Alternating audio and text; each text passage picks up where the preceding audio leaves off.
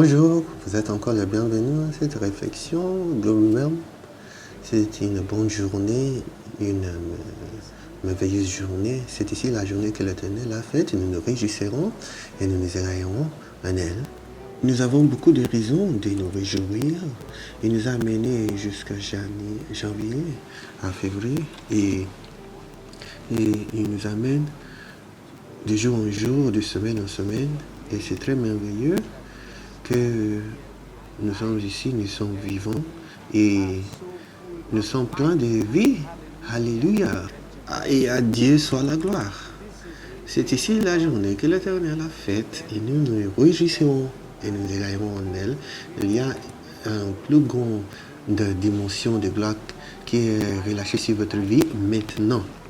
C'est la gloire, c'est la réflexion glorieuse et ça nous amène d'une dimension à une autre dimension. Quand vous suivez la parole de Dieu, le Seigneur parlera explicitement, sa parole viendra qui va vous aider d'aller d'une dimension à une autre dimension.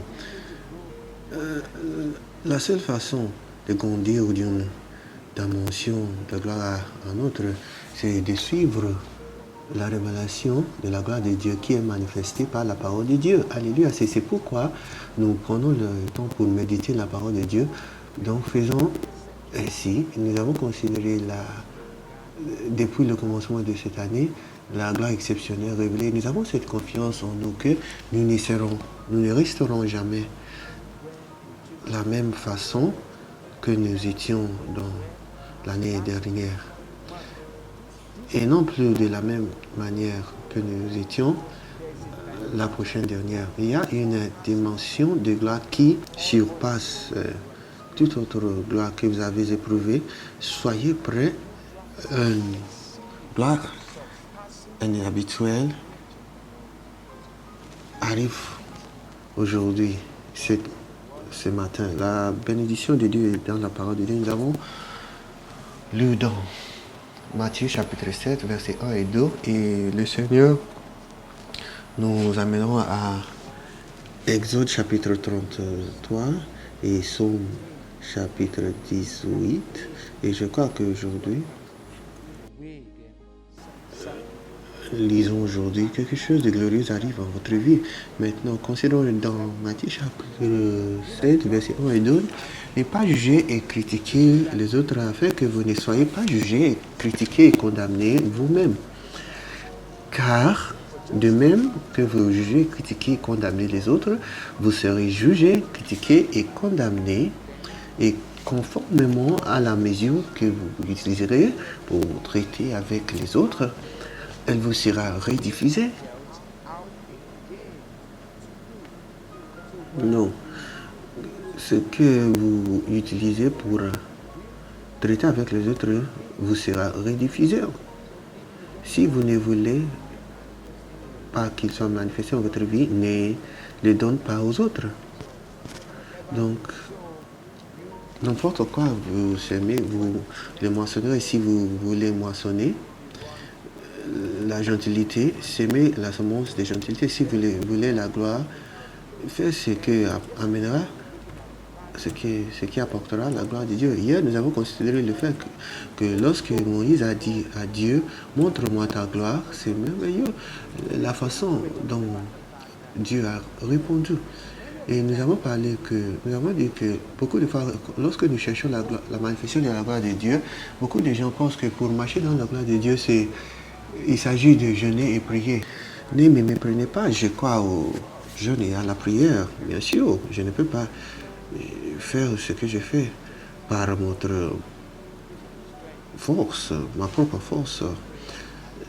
Le jeûne et la prière, ils ont leur place. Ils affaiblissent et fait mort et paralysent les tendances charnelles. Mais vous voyez, pour manifester la gloire, c'est pourquoi nous parlons de la gloire exceptionnelle révélée. Pour manifester la gloire, Dieu doit se manifester à vous. Lorsque Moïse a dit, montre-moi ta gloire, il a dit quelque chose de merveilleux. Allons là, dans Exode chapitre 33 et verset 18. Et Moïse dit, je t'emploie, montre-moi ta gloire. Et voyons la réponse de Dieu au verset 19. Et Dieu dit que je ferai passer devant toi toute ma bonté. Moïse dit gloire, Dieu dit bonté. Comment mettez-vous cela ensemble? Mais vous voyez, la gloire de Dieu est dans la bonté de Dieu. Ah. Quelqu'un a dit, Dieu est merveilleux, c'est une déclaration merveilleuse, mais Dieu est bon. Et ça englobe tout. Dieu est bon parce qu'il est bon, il délivre, il sauve, parce qu'il est bon, il sauve. Alléluia. Il a dit, je te montrerai ma gloire. Et qu'est-ce qu'il a fait? Il dit, je ferai passer toute ma bonté devant ta face et je crierai mon nom, l'Éternel devant toi. Et je ferai grâce à qui je ferai grâce. Et j'aurai compassion à qui j'aurai compassion. Vous voyez, Moïse a demandé pour la gloire, mais Dieu parle de la bonté, de la miséricorde, de la grâce. Comment mettez-vous cela ensemble? La raison pourquoi beaucoup de gens ne voient pas la gloire de Dieu, c'est parce qu'ils ne marchent pas dans la bonté. Ils ne font pas la grâce, ils ne montrent la miséricorde.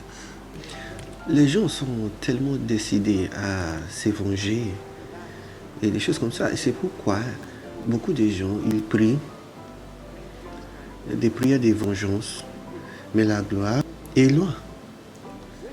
Lorsque vous semez la semence qui amènera la semence de la gloire viendra. C'est ce que Dieu a dit à Moïse, chapitre 34, verset 6, et l'Éternel passait devant lui et il cria, voici la gloire de Dieu. Voici ce qu'il a proclamé. Beaucoup de gens pensent que la gloire de Dieu, c'est dans la tonnerre, le feu. Non, ce n'est pas la gloire de Dieu. Voici la gloire de Dieu. C'est ce qui les rend différents. Il y a des puissances, des démons, des idoles qui manifestent manifestent leur pouvoir. Oui, voici ce qu'ils n'ont pas, ce qu'ils ne pouvaient pas avoir. Et voici l'image de Dieu que toi et moi, nous devons avoir. Lorsque vous cherchez la gloire, mais cherchez l'image et la personnalité de Dieu. Dieu a proclamé sa gloire. Et voici ce qu'il a dit.